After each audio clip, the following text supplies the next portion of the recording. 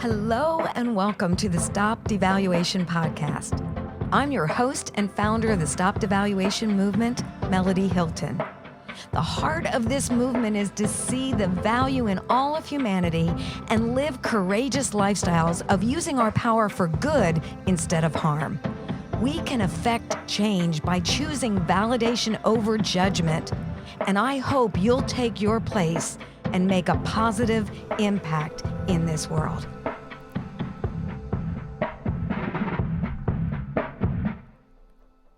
There are two options we have when experiencing disappointment, pain, and even the abuses of power. We can choose to become bitter or better. We can allow our pain to become our purpose in order to be a voice for those who do not have a voice. In today's My Story, Ernest Crim shares his life experiences growing up on the south side of Chicago and how a hate crime actually became a defining moment, motivating him to lift his voice and bring solutions to a generation. Ernest is a speaker, radio commentator, writer, activist, and an award-winning high school social science instructor. Ernest hopes to use his life experiences to inspire others to fight injustice, to educate and empower themselves, and resolve conflicts appropriately. This is one interview that will impact your life for good.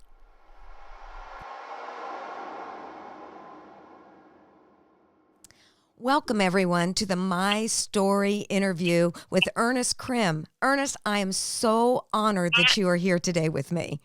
It's a pleasure being here. Thank you for having me, Melody. Ernest, I'd love to hear your story. You know, Melody, I have a timeline of events, and I'm a history teacher, so I think it would be best for me to go in chronological order, and I have to apologize to the listeners because I'll probably be jumping around a lot as well, too, because I'm one of those educators and people who like to go off on tangents. But That's I think okay. mine was, I think it would be best to start on 128th and Sangamon, where I was born and raised, and I grew up in a red line community.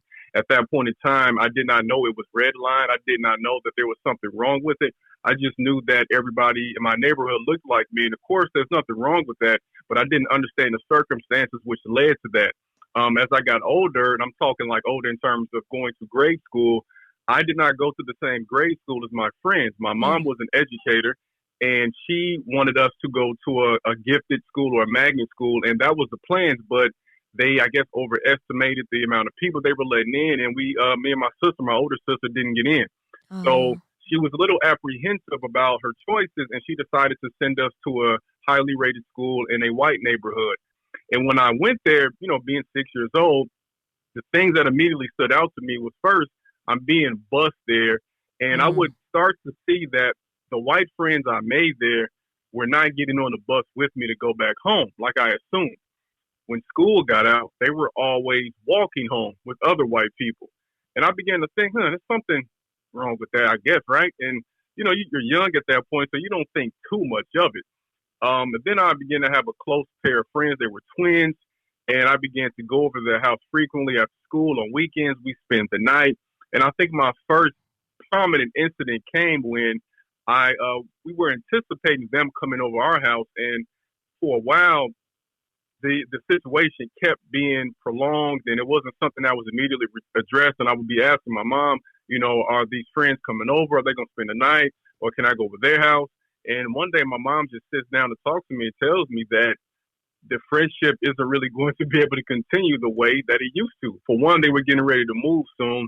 And two, she did not like the fact that the mother did not respect our neighborhood and did not respect her parenting, because every time she asked them to come over, it was an excuse made. It was an excuse made about what the father was doing, an excuse made about transportation, and it was apparent to her that she did not want them to come to a black neighborhood. So that was something that stood out to me. I was only about 6 or 7 at the time, but I just remember thinking that that's odd, because why can't we just play with friends, you know? And I think kids, at the core, kids show us how society should be. And at some point in our upbringing, we tend to gravitate away because we become inundated with what society has taught us erroneously. We see that it's not working now, but for some reason we began to adapt the same ways. So the next big moment for me came when I was about 9 years old. And at this time, I'm beginning to ask more questions. I'm doing great in school, but I'm still a little mischievous. I'm just, trying to figure out my way around things. And I remember one day going through the history book in my class, and it's around President's Day, so we're talking about presidents. And I just noticed some things that just really didn't make sense to me because in my household, again, all black neighborhood south side of Chicago in the 90s, everybody in my house looked like me. So if it wasn't family pictures, we would also have like Great Kings and Queens of Africa series with pictures of, people from ancient Africa, ancient Egypt, ancient Nubia, ancient Ghana. My mom had pictures of Dr. King, Malcolm X, and Angela Davis. So these were the things I was surrounded by. But when I looked at my history books, I rarely ever saw anybody that looked like me. So I went home on this particular day. It was, again, around President's Day. I want to say roughly maybe 1997. And I asked my mom point blank. I went to her and I was very aggressive in my approach. And I always asked why. And I was blessed because my parents always answered the question the best of their ability. And for the listeners out there, this is pre-Google era. This is this is almost in the AOL dial-up era. Almost. We're almost there. But it was definitely in the, I don't know if anybody remembers these names, but like Ags G's, that era, or like Dog Pile. Yahoo used to be pretty big at that point. But I went and I asked my mom a question, and she couldn't really search for the answer online for this because the way she responded was just amazing, and it determined the trajectory of my life. And I talk about it so much, a lot in my book and when I speak because I noticed it has a great impact on people. So I asked my mom, why is it that we've never had a black president? And she turned to me and without any hesitation, she said, because they're waiting on you to grow up. Oh, yes. Yeah. Waiting on you. Waiting on, yeah. How would that had to impact your value, your worth, your identity in such a deep, deep level? Oh, yeah. And keep in mind, too, 9 years old, I still love superheroes. I love the Ninja Turtles, the Power Rangers, X-Men, Spider-Man, Batman, whatever. Like, and to me, I was able to, in my mind, visualize that, wow, maybe I'm going to be that superhero for people. Yes. Maybe I can help people out. Because a lot of times, one of the things I speak about a lot and talk about for children is you have to have a role model, somebody you can look at to emulate your life. But what happens to us when we don't have a role model in that situation? You have to have somebody in your life that can speak that prophetic voice over you to let you know that although there may be a void, there may have never been anybody that looked like you in this field, you can be the first one. Yeah. So that had an immense impact on me, I think. And I think that's probably the single conversation that determined the rest of my life for the positive. That is so powerful because instead of being controlled by your environment, your mom spoke into who you were, your value, your worth, your potential. And so nothing was impossible for you. Yeah, definitely. And I think, too, as an educator, it almost is, it gives you the perspective of, there are a few ways you can answer a question to a child. There are a few ways you can steer a child. And I think the worst thing we can do as parents or educators or influencers is to give someone an absolute answer to an open-ended question, And I think that's why I love history so much because, and I'll touch on this a little bit later, but when I was almost flunking out of college, history, or Black history more specifically, saved my life because when I took these courses, it allowed me to respond to questions in a way that my mom did to me. Because typically, if somebody asks that question, it's just, okay, well, America has been racist. America is racist. That's why. And, we're probably not going to see one. That's what most people would say based on the trajectory of the country. But to be open-ended, you have to critically think about things. You have to think about what the possibility can be. You have to have a optimistic viewpoint, and you have to have a standpoint of, well, there's a problem there, but there will eventually be someone who can solve it. Now, of course, we realize that this was actualized by somebody, but at that point in time, it was Bill Clinton. And I want people to remember, too, during this time, when I would listen to comedians or variety shows, whether it be like in Living Color or whatever, they would always crack jokes about Bill Clinton being the first black president because the dude played a saxophone. and Hmm. said something about smoking weed. So it was something that was just really trivial, but we really thought in our minds in our community that that's not something that's really going to happen. So we have a representation. So we thought. Because he played a saxophone. Yeah, yeah, and I think it's Hey, like finding a place to connect and relate. That's right, powerful. right, right. That's an amazing statement. We might not be alike in a lot of ways, but if we can find one place to connect and understand and relate, it's the beginning of being able to see beyond where I'm at right now. Oh, definitely, definitely, and that's something that I had to learn a lot throughout my life. Because when you're born in an environment like mine, and you begin to awaken to the inequity, one of the toughest things you have to do is realize that although I've been placed, I was born into this situation, in this existence, in this point in history, to situations I can't control. Not everybody who um, not everybody who looks the same as the person who oppressed me in the past has that same mindset. Hmm. And that takes a lot of unlearning. I think it takes a lot on both sides because I was just talking to someone about this, and it's something that I mentioned in my book as well. Is I feel as though black people in America are subconsciously taught based on the design of society, based on the ebbs and flows and where you're projected to be. You're taught subconsciously to hate yourself and more Mm, specifically hate your culture. Because when you mostly look at yourself in the media, there are negative perceptions. Not all, of course, but I would say mostly. When you look at news reports, I saw a study before with New York and their local news and how blacks might account for like 20 to 30% of the population, but when they talk about crime stories, overrepresented in terms of maybe being 60 or 70%. So we know crime happens in all communities, but it will be covered more in our community. So we're taught subconsciously to have that negative perception. But then on the other end, I believe whites are molded in a society to believe that they are inherently superior. So for us to come together and be able to break that mold, I think is a revolutionary thing because that's not what keeps society functioning the way it is. When people unite together, whether it be thought process and any other aspect of life, that's when we're able to see how society is supposed to be. And to get spiritual for a second, I think that's the way God had intended for us to be before we were divided for the purpose of capitalizing off our labor. So and that's what's happening right now with you and yeah, I on this podcast.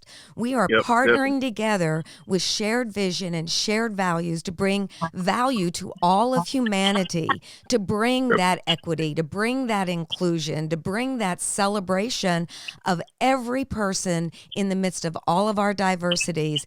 The fact is, we are all a part of one race, and that is the human race. Exactly, exactly. So we can understand that, and if we could begin to look at each other as, and I always give my students this example. When you look at a picture, you just see the one image, but if you zoom in, you Hmm. begin to see all these different pixels, and there might be a part of the picture where there's a brown, there might be a part where there's green, there might be a part where there's yellow, but they all work together to make Yes. the broader picture perfect. But if one is taken out of place, if one is not shining like it's supposed to, then the picture doesn't look right. May I ask a question about defining moments in your life? Are there Yes. any of those moments in your life that help to define who you are as a person and what your voice is, especially to a Yeah, generation? yeah, definitely. I would say that for me, these events began to compound one after another. And I think for everybody out there are events in your life that are compounding too that you don't realize. Hmm. There's a consistent theme. And for me, I always think of it like, when you look out in the night sky, you see these stars. Well, of course, to us, they're just random stars. But eventually somebody said, well, if you put these dots together, you notice there's actually a picture there. There's a constellation.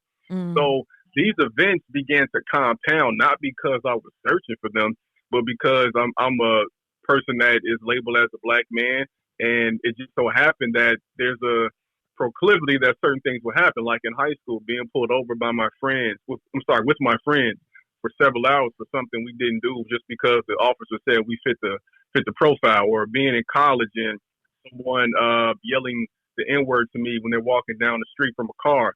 I would say that besides the younger incidents I just told you about, the two other ones would probably be, like I mentioned previously, when I almost flunked out of school my freshman year at U of I, and I began to take Black History courses, and I was just became so enamored with all the stuff I didn't know. Like my mom taught me and my dad taught me a certain amount, but it was only so much they can do. I didn't take any courses in high school, but when I began to take these, I'm like, oh, that's why this was like this. Oh, Mm. that's why my neighborhood looked like this. And again, the constellations connect. So instead of being this guy who almost flunks out and goes back to that same neighborhood that didn't have a lot of opportunity, I become this person that's driven with the mission to say, if Yeah. I can learn as much as possible and teach this to my people, then they won't fall for the same traps. And if we don't fall for the same traps, then we can dismantle. I call these the landmines that are placed in our way to hurt and harm us. But besides that incident when I almost flunked out, that was 2006, 2005 and 6. I had an incident 10 years after that in 2016, which would become the incident that a lot of people know me for, and which would also be the driving force behind writing my book. It was when I was, again, just existing. My wife and I were targeted by a racist white woman for hate crime. And we were at an event in Chicago and wanting to simply just play a game of beanbag or cornhole. And we noticed that the group next to us had a lot. We went over to that area. There was an open station, but there was only one. They threw a beanbag that went very far, and nobody went to retrieve it. After a while, my wife grabs it, and the lady, the perpetrator, she immediately approaches us and begins to, call us out our name, and that escalates because we don't give her the bag back, and she begins to call us the N word repeatedly. Oh So my. in my mind now, again, this is 2016, so smartphones are prominent. I take out my phone because you have to imagine in this area, it's a country club where we're at, and we're secluded though playing this game, and everybody else is either dancing or they're eating food. So this station is pretty open. So nobody can really hear what's going on because the music is so loud. She's also there with two black friends who are actually defending her in this instance, and another white friend who is in the background. So I take out my phone because in that situation, I'm like, okay, well, I don't think I really have any other option as opposed to documenting because I've seen how these stories can spread, at least to raise awareness. I take out the phone, begin recording, and she gets very frustrated, knocks the phone out of my hand. And again, this is all going on, not really anybody's paying attention.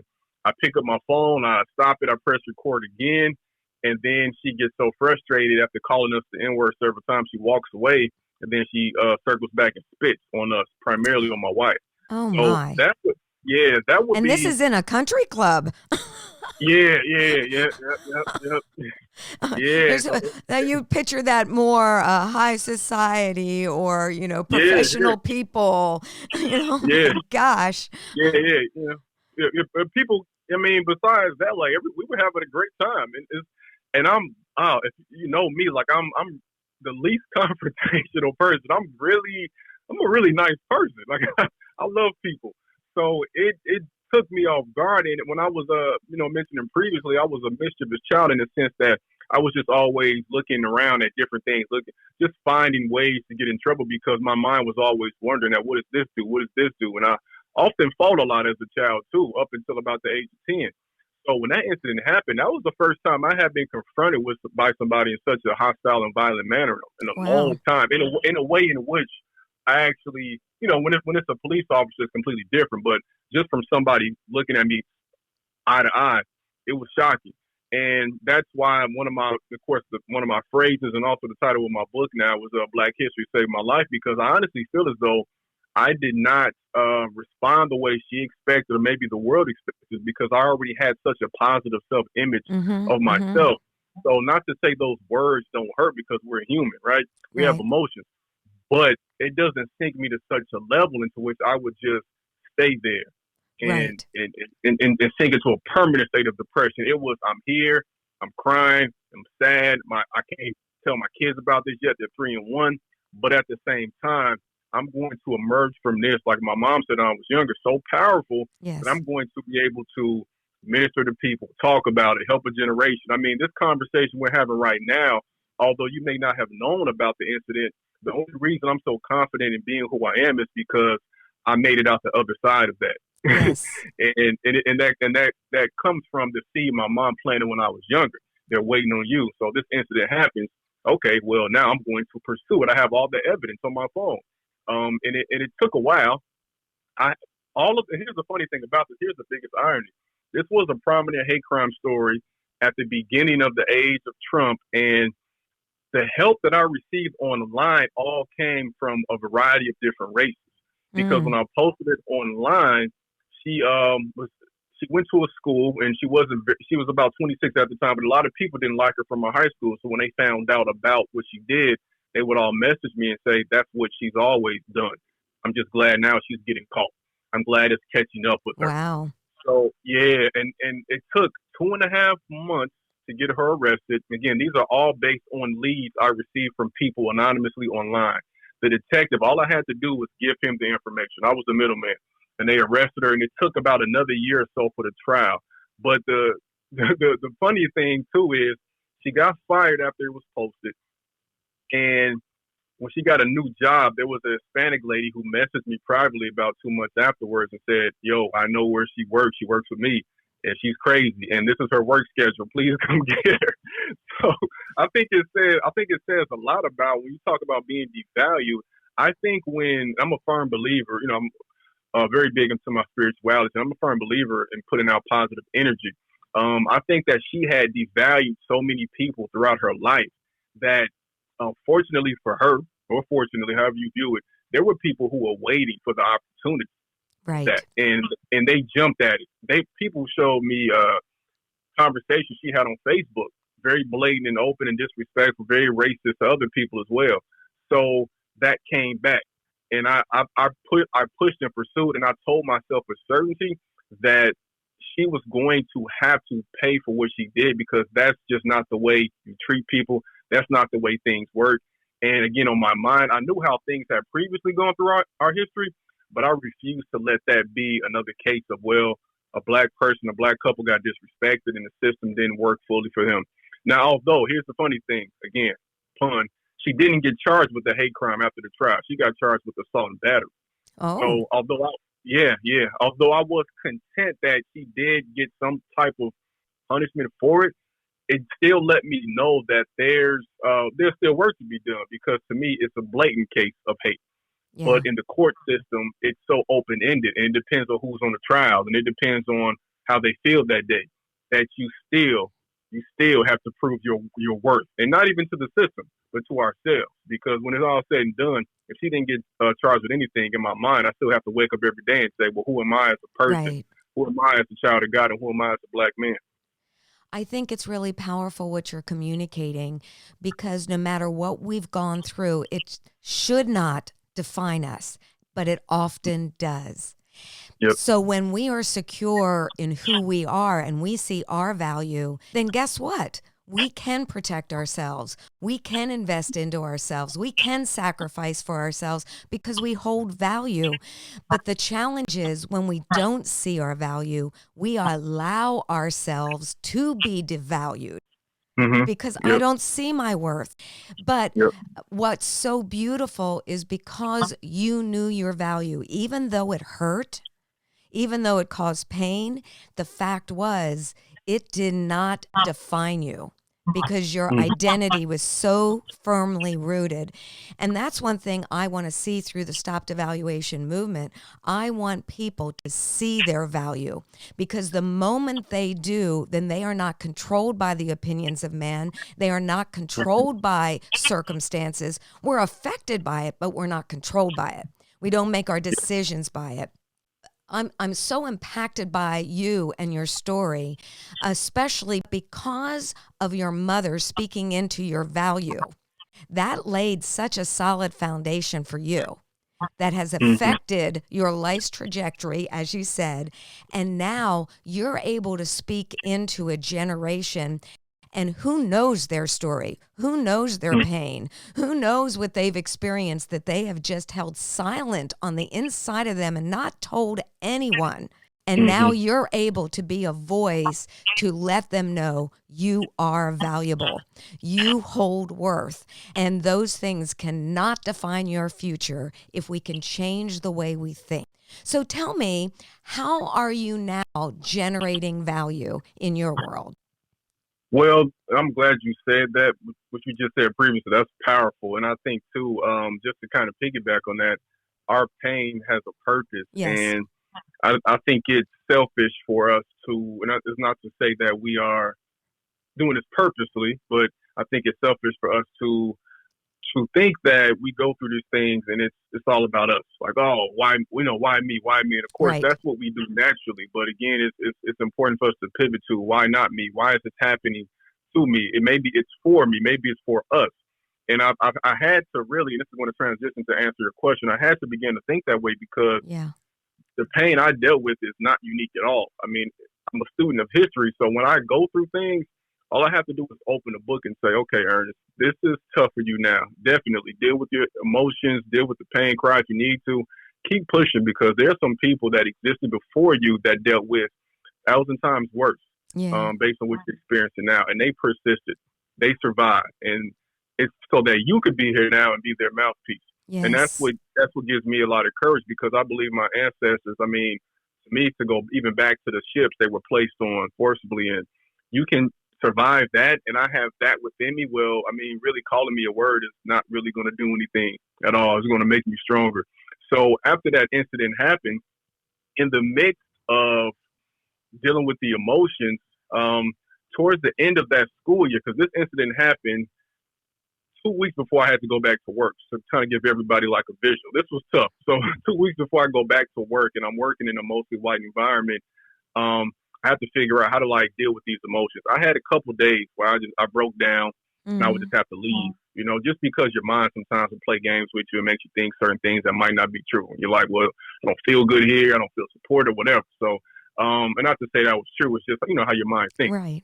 I had a situation where it was about March of 2017. So, and again, driving to work, and I want to say I was probably 5 minutes away, and I just was thinking about, how often the case kept getting pushed back, and just thinking about everything I had gone through, and thinking about the brunt, the stress, um, just some there are scholars who term it the racial battle fatigue, just the microaggressions, whatever, and I just broke down. I had to pull over because it was the tears were flowing so much, and I did what I did when I was younger. I would go to my mom and I called my mom, and she talked me through it, and she convinced me you need to call off work, you need to go home because it's a mental health day. We make jokes about that all the time, but I needed a mental health day because I don't think we realize that enough in this country. It's not just about, oh well, I'm on crutches, I can't go to work now, or well, I'm sick.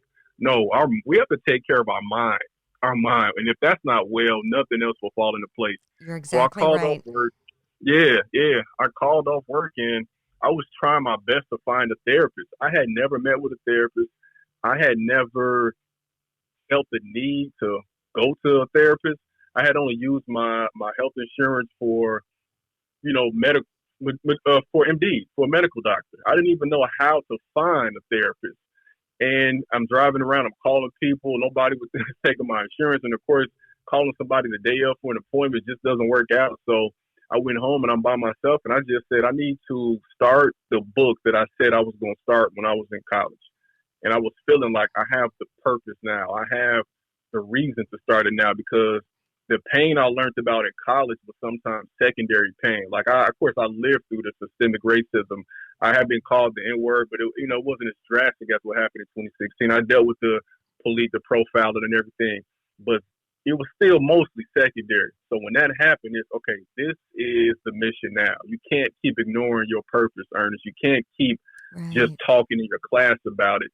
People need to know more, and you can help somebody. So I started writing, and that's where Black History Saved My Life came from, where I began to connect, these stars in my life to make this constellation to show people that I feel like there's been a gap with what we're taught in terms of Black history.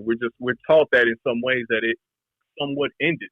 1968 with Dr. King's unfortunate assassination, that things have just progressively gotten better. And there are so many studies that really show that it hasn't, but because we have more technology and we have more material items at our disposal, we are under the assumption that things have just simply gotten better because we can buy some Gucci or some Louis Vuitton. And I want to show people that in the 80s and 90s and the 2000s, we dealt with a lot too. And this is what our kids need to know. And from that, a few weeks after honestly starting that book, my colleague, a close colleague of mine, and a student I had that year, we actually started the Black Student Union at our school. And what's powerful, I think, about this for people to understand is it started not because I was the one fully pushing for it. I honestly didn't even know how to do it. I was like, I don't really, how would we structure this? I had a student that asked me that question like 3 or 4 times. And during our Black History Month assembly that year, she heard a speaker come, and he had gone to the school in the 70s, and he said he was the BSU president. And she's like, why don't we have one? And she went to me, and I'm like, you know what? Let's just do it. Let's just do it.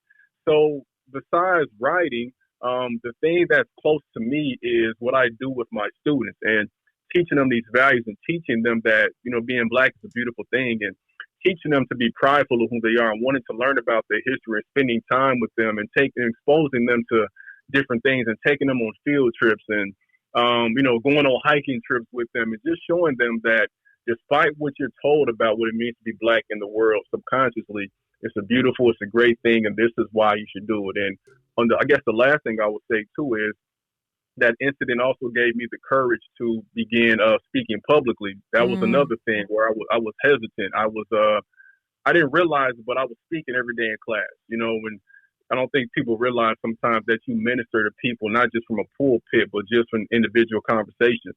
And my class became a place of, it was my sanctuary. Like I couldn't do the typical thing. And I think that's why the students who love me because I can't just give you the same robotic format where it's, okay, come in, bell ringer, do this, do that.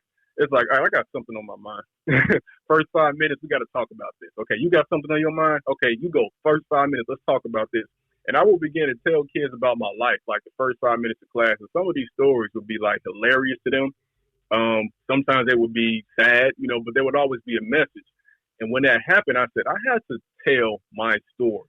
Because again, if I'm silent about this, somebody else is going to suffer. And I could have did something about it. There you and go. It's like, I can't do it on my watch. I can't. And I didn't start speaking publicly about it, I want to say, until about, besides the media, maybe about 4 months later, I had my first gig, and it was just like the power, the emotions. Like, I feel like every time I speak about it, it not only helps the crowd know about my experience or why it's important to know who they are and be inspired, but to me, it's also cathartic. It's therapy. It's Yes. like, wow, I'm working through this. Every time I get a different revelation. Like, wow, this is really, I understand now why people like doing this, but that's my mission now, to make sure that our children out here understand that they, like you say, they are valued. There's inherent worth no matter what type of family situation you were born into.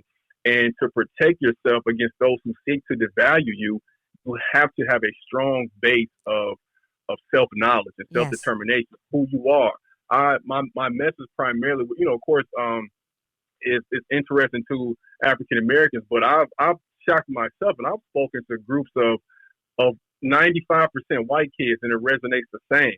And I think that the overall, all of our humanity, everything around us wants to push us down, shut us up, silence us, push us back, whatever type of devaluation, whatever type of dehumanization. I was sexually molested. That tried to destroy my identity. Racism tries to destroy identity. Every type of injustice tries to destroy our identity and pervert the way we view ourselves. But what you're doing is you are modeling the way. You're not angry. You are strong and bold in who you are. And so you're teaching a generation how to respond to the injustices. So, man, I honor you. I love your heart. I love your authenticity. I love how you've responded to the things that you've experienced. I love how you are taking your power and you are using it for good. And thank you. You are a champion. As we close, is there anything that you feel I want to make sure I say this? I don't know. I think you do a great job of just encapsulating conversation. So I think you said it all. And I think just the initial question is just great. And I just hope that people understand that we have to to truly value ourselves, we have to express that by valuing others. And Yes. regardless of the medium, and I think I think it's important to understand that not everybody's going to do what we do. We work things out. Obviously, we're having a great conversation. For someone else, it might be artwork. It might be fashion design. It could be designing, whatever. Find your contribution to this Yes. world. Find your artistic expression. Find your way to let people know that they have self-worth and inherent Yes. value. Because if we don't understand that now, in the midst of what we're dealing with as a country and as a world, then I don't understand. I don't get it. But I have faith in humanity. Me too. I'm an optimist, Yep. Me and too. I think that we're headed in the right direction. So I just want to thank you for reaching out and having this conversation with me because, like I said before, public speaking is healing. Even with this, it's healing as well. So thank you. Oh, it is my honor. I feel like we have kindred spirits right here. When you're talking, I'm going, yes, yes, yes. And so this is really beautiful because I think even right now we have this amazing opportunity to demonstrate. Here I am. I'm a white baby boomer and you are an African American millennial, right? You're a millennial, right? Yep. And Yeah, so yeah. and so together we are communicating the same message. Yeah. It might be in different realms or in different ways, but it's the same message of coming together and uniting, seeing value in all of humanity, because I am convinced, that's why I'm doing this movement. I am convinced that lives can heal and nations can be restored if enough of us are willing to value ourselves and one another. Definitely. I agree wholeheartedly. Well, thank you so You're much. amazing. Thank you so much, Ernest. I love you, buddy. Thank you. I love you too. Yeah. I want to thank you for listening and encourage you to become a part of the Stop Devaluation movement. Be sure to like and follow #StopDevaluation on social media, subscribe to the YouTube channel, and visit StopDevaluation.com for more information and free resources. You can help spread the movement by sharing with others, leaving a review on Apple Podcasts, and most of all, by living a courageous lifestyle of using your power for good. Go out and value someone today. Your life matters, and you can make the world a better place. One word, one choice, one action of validation at a time.